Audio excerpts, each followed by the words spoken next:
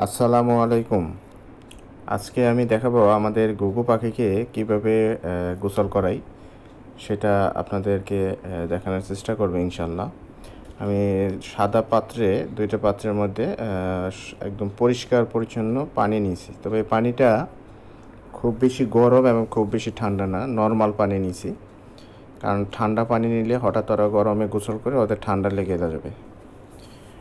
আর পানিটা পরিষ্কার নেওয়া জরুরি এই কারণে যে গোসল করার সময় হয়তো এই পানিটা ওরা খেতেও পারে। তো আমি প্রথমে এই দুইটা বাটির মধ্যে একটা বাটি পানি এই যে দিয়ে দিচ্ছি খাঁচার ভিতরে গোসল করার জন্য। দেখেন পানিটা দিয়ে মাত্র খাঁচার গেটটা আটকালাম, ইতিমধ্যে ওরা এই যে দেখেন নেমে গেছে গোসল করার জন্য। মানে এত গরম। তবে এদেরকে অবশ্যই সপ্তাহে 2 দিন গোসল করানো উচিত।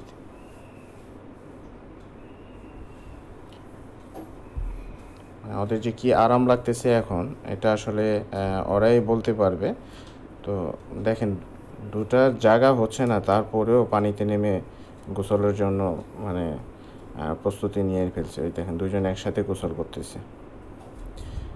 তবে গোসল করতেছে ঠিক আছে, ওদের যে বাচ্চা আছে এই ভিজা শরীর নিয়ে কিন্তু বাচ্চার উপর ওরা বসবে না, ওরা নিজেদেরটা শুকিয়ে নেবে। আরেকটা যে প্লাস্টিকের যে বাটির মধ্যে পানি রাখছে, আমি এটা আরেকটা খাঁচার মধ্যে দিয়ে দিচ্ছি। আমি দুইটা যেহেতু বাটি নিয়েছি, 2 খাঁচাতে দিব। এদের শেষ হলে আমরা পর্যায়ক্রমে আবার অন্যগুলোর মধ্যে দিব। তো দ্বিতীয় খাঁচাতেও আমি যে পানির বাটি দিয়ে দিলাম। এই যে পানি কখনো খায়, কখনো গোসল করে, এই জন্য পরিষ্কার পানি দেওয়া দরকার। দেখেন এখনও তাদের গোসল শেষ হয়নি।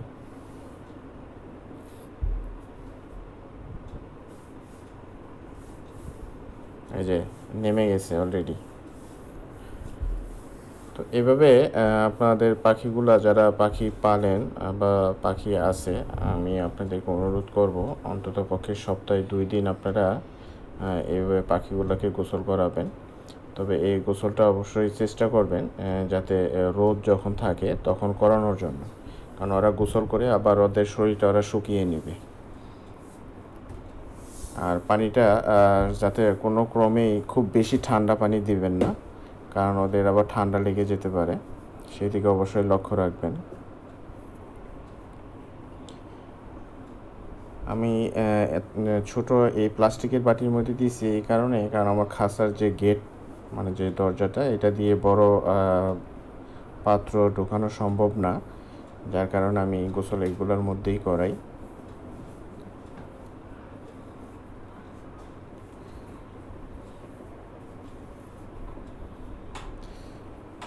এখনও গোসল করতেই আছে।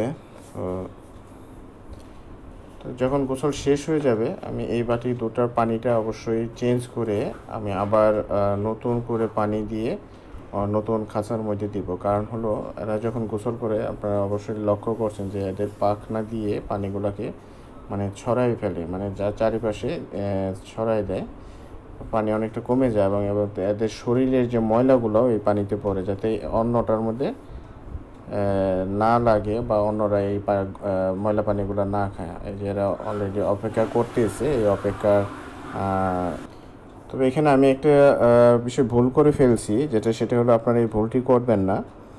যেমন আমি পানি দেওয়ার আগে যে পেপারটা, এই পেপারটা সরিয়ে ফেলা উচিত ছিল, কারণ এই যে পানি ফেলে দিছে, দেখেন পেপারটা ভিজে গেছে। তো এটা চেষ্টা করবেন যাতে পেপারটা দেওয়ার আগে বা গোসলের আগে পেপারটা সরিয়ে ফেলার জন্য।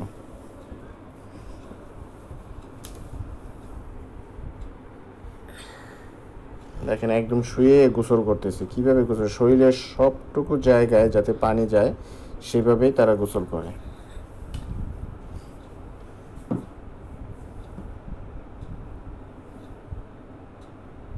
তো এদের বাচ্চাগুলোও ছোট, এরা শরীর শুকায় নিয়ে অবশ্যই ওই বাচ্চার উপরে যাবে বা তা দিবে।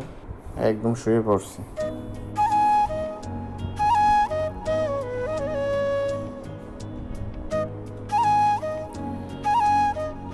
যাই হোক, আমি আমার পাখিগুলোকে যেভাবে গোসল করে সেটাই আমি আপনাদেরকে দেখানোর চেষ্টা করছি।